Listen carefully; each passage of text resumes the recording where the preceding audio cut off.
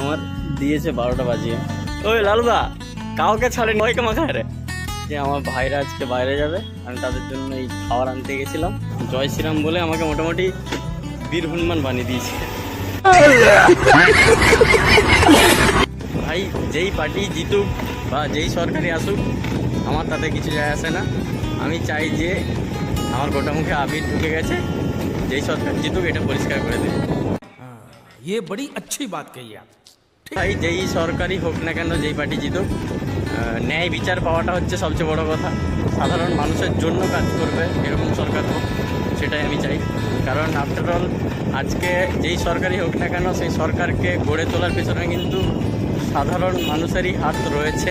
তো যাই হোক, যেই দল জিতো না কেন তাকে অ্যাডভান্স কংগ্রাচুলেশনস আমার তরফ থেকে।